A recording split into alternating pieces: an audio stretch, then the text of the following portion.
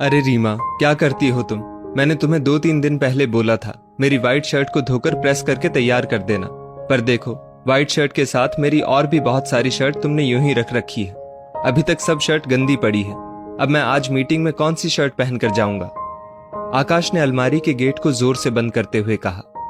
रसोई में आटा लगाती हुई रीमा जल्दी से आटे को अपने हाथों से छुड़ाते हुए आकाश के पास आई और बोली, तुमको पता नहीं है क्या, पिछले 15 दिनों से अपनी काम वाली बाई राधा का कहीं कोई अता पता नहीं है। उसको फोन पर फोन कर रही हूँ, पर उसका फोन भी बंद आ रहा है और ना वो खुद अपने आप से फोन करके बता रही है कि वो वापस काम पर आएगी भी या नहीं। समझ में नहीं आ रहा क्या करूं। घर का सारा काम मेरे ऊपर आ गया है। पूरे दिन घर के कामों में लगी रहती हूँ, फिर भी तुम बोल रहे हो कि मैं करती क्या हूँ।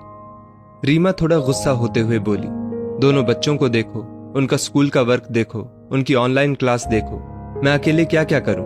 दोनों बच्चे अभी छोटे हैं, उनका सारा काम मुझको ही देखना पड़ता है। 2 नई शर्ट पड़ी हैं तुम्हारी, इनमें से कोई देख लो। ऐसा बोलकर रीमा वापस रसोई में जाने लगी। अरे जब राधा आ ही नहीं रही तो तुम उसको छोड़कर किसी दूसरी काम वाली को काम पर लगा लो। काम वाली बाई की कौन सी कमी है? जो पैसे राधा को देते थे वही पैसे उसको दे देंगे, दिक्कत कहाँ है? आज ही मिसेस शर्मा की काम वाली से बात कर लो, कल से बुला लो उसे काम पर। क्यों इतना परेशान हो रही हो? ऐसा बोलकर थोड़ी देर में आकाश नाश्ता करके ऑफिस के लिए निकल गया। इधर पीछे से रसोई की सफाई करते हुए रीमा राधा के बारे में सोचने लगी कि आज पूरे 15 दिन हो गए। राधा इतने दिन कभी बिना कहे इस तरह से गायब नहीं हुई। जब भी कहीं जाती थी बताकर जाती थी।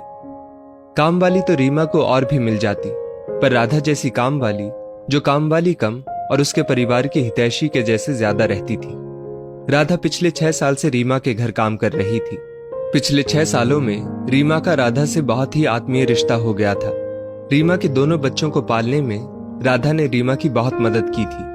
राधा करने को तो घर की साफ सफाई आती थी, पर अकेली रीमा को जब अपने बच्चों की परवरिश करते देखती तो खुद आकर बोलती, लाओ दीदी, हम आपके दोनों बच्चों को संभालते हैं। उनकी तेल मालिश करना, उनको नहलाना और उनको खाना खिलाने तक छोटे मोटे सारे काम राधा खुशी खुशी कर देती थी। वरना बेचारी अकेली रीमा पूरा दिन बच्चों को संभालते हुए थक जाती थी। राधा के सहयोग से रीमा के दोनों बच्चे अच्छे से पल गए थे। रीमा के बच्चे भी राधा को मौसी मौसी कहकर बुलाते थे।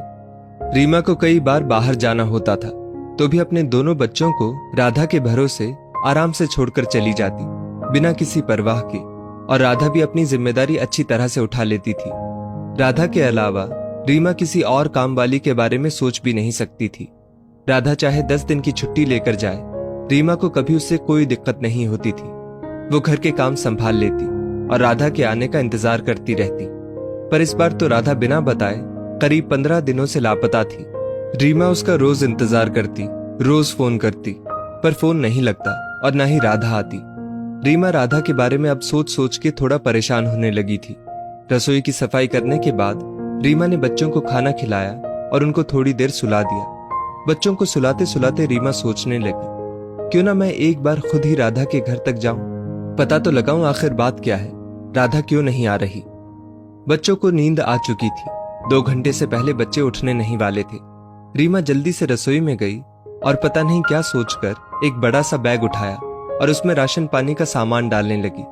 बैग को राशन के सामान से भरकर रीमा ने साइड में रखा और अपने पड़ोस के फ्लैट में रहने वाली अपनी सहेली पूजा को थोड़ी देर अपने घर पर बच्चों को संभालने के लिए बोला और बैग उठाकर जहां राधा ने अपने घर का ठिकाना बताया था वहां ऑटो कर चल पड़ी। ऑटो वाले ने 20-25 मिनट ऑटो चलाने के बाद एक संकरी सी गली के बाहर अपना ऑटो रोक दिया और रीमा से बोला, उतर जाइए मैडम, आपका बताया हुआ पता इसी गली में है, आगे आप पैदल चली जाइए, इस गली में ऑटो नहीं जा सकता। रीमा ने ऑटो वाले को पैसे दिए और एक हाथ में राशन से भरा हुआ थैला उठाकर उस संकरी सी गली में, जहां घुसते ही बदबू ने रीमा का सिर चकरा दिया, रीमा ने एक हाथ से अपने साड़ी के पल्लू को अपने नाक पर लगाया और गली में आगे बढ़ने लगी।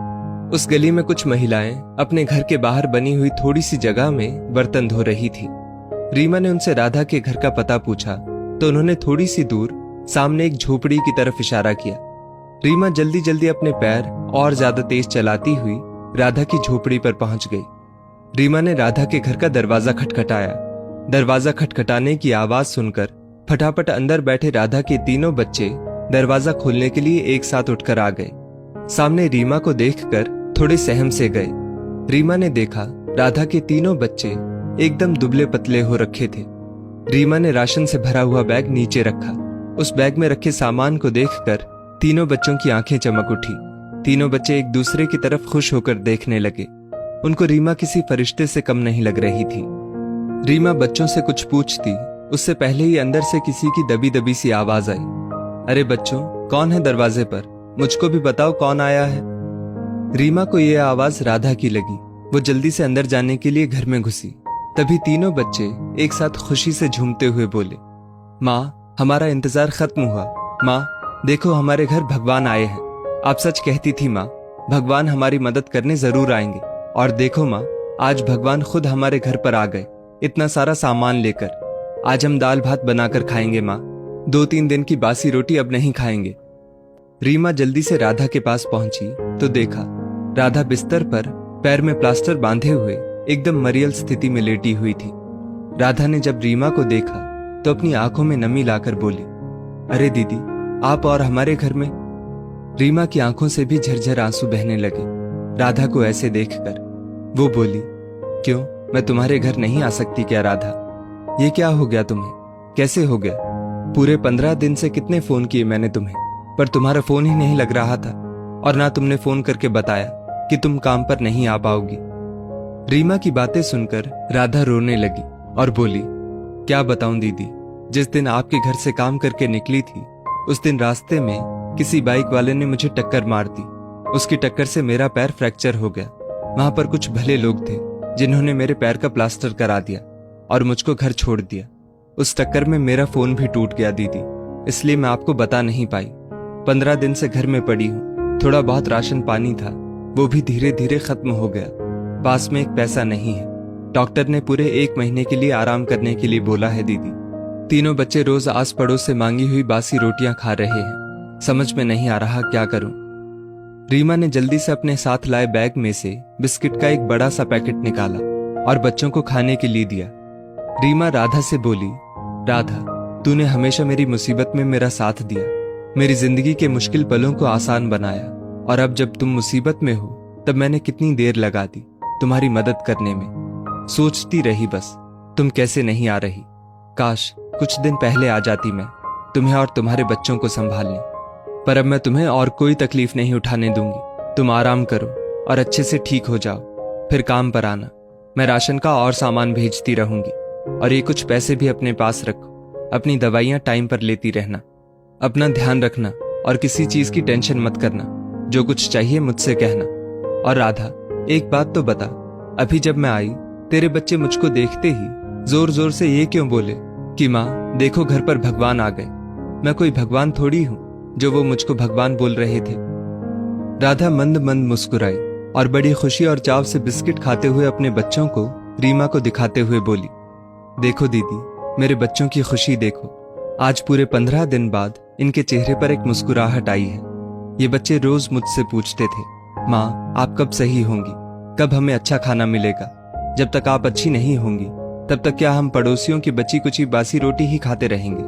क्या इस हाल में हमारी कोई मदद करने को नहीं आएगा? दीदी, बच्चे हर रोज दरवाजे की तरफ देख उम्मीद लगाते थे कि आज तो कोई आएगा हमारा हाल पूछने, हमारे लिए अच्छा खाना लेकर। रोज इनके मायूस चेहरे देखकर मैं इनकी नाउम्मीद को उम्मीद में बदलने के लिए बोलती थी, बेटा भगवान पर विश्वास रखो, देखना वो एक दिन हमें संभालने जरूर आएंगे। वो हमारे लिए अच्छा अच्छा खाना जरूर लाएंगे। हर दिन एक नई उम्मीद बच्चों में जागती।